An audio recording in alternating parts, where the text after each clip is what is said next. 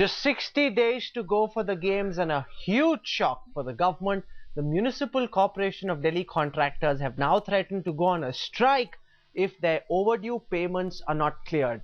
The contractors have already gone on a tool-down strike, saying the government owes them 650 crore rupees. This is a race against time. Is this blackmail, or is the government actually making one mistake after another? Take a look at this.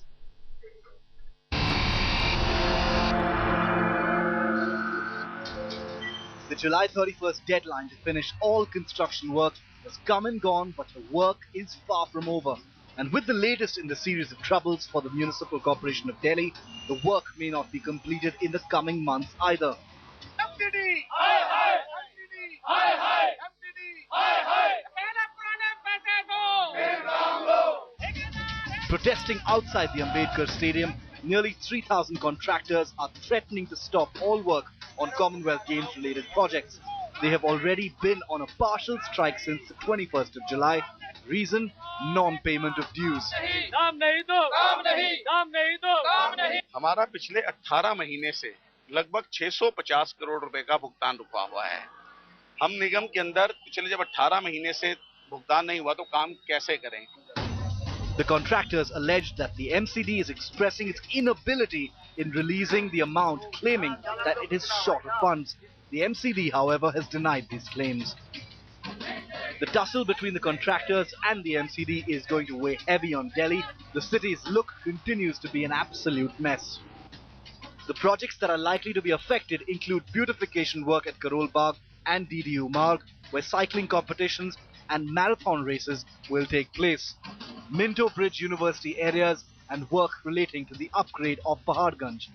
It seems that the problems with the Commonwealth Games refuse to die down, and now it's a new thing that the contractors are now protesting because their payments have not been made in spite of the work done by them for Commonwealth Games and for other projects also. Now the payment is not being made to them, and that is why they are being forced to go on an indefinite strike. In Delhi, Ashar Khan for Headlines Today. This is a double whammy if there ever was one. Dunuru, I want you to explain this to our viewers. Are their claims genuine, or is this extortion? The claims are very genuine. I mean, just look at the figures. 5,000 contractors who work for DDA, MCD, government and so on. Each one of them would have laborers working with them, roughly about 200,000 laborers. At 120 rupees per day, which is the minimum wage in Delhi, that's 2.5 crores a day. So why haven't they been paid? Because they don't have the money. The government does not have the money to pay the contractors don't have the money to pay the workers. No, so why were they given these contracts if there was no money? No, you must understand that there's an acceleration of processes taking place. This whole work was to have taken place over 3 years. They're trying to do it in 30 days. Compressed. So they're compressing the time, and in this, everybody is now asking for their pie, for their share of the pie. Consequently, there's no getting away from the fact that this money, which was supposed to have been distributed over a large period of time, is suddenly getting concentrated. The government does not have the wherewithal, and they have no revenues. All those revenues that were promised, none of it has But this is very dangerous because there's substandard material being used. All of Delhi is dug up. There's just 60 days to go, and now the contractors tell us they won't work. But that is exactly what the problem is, and that's why you have slipshod work. Because you're trying to abbreviate what you should have been able to do over the last 3, 4, 5 years, and you're trying to do it in double quick time in hardly 80, 90 days.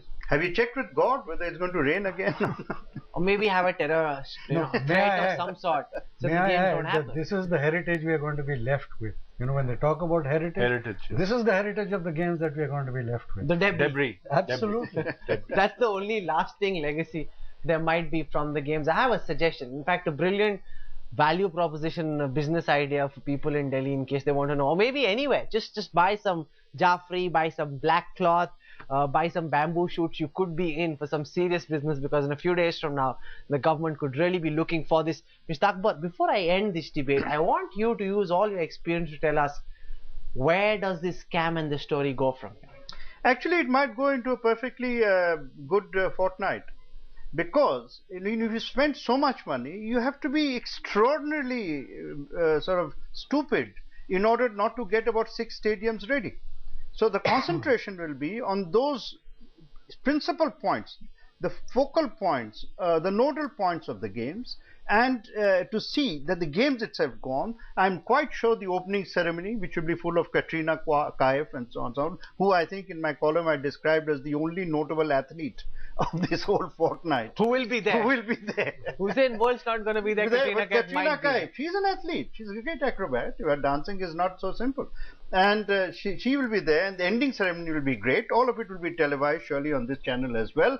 Everyone will be aghast at this brilliance of the laser show. And then the effort will be made to be tremendous self-congratulation.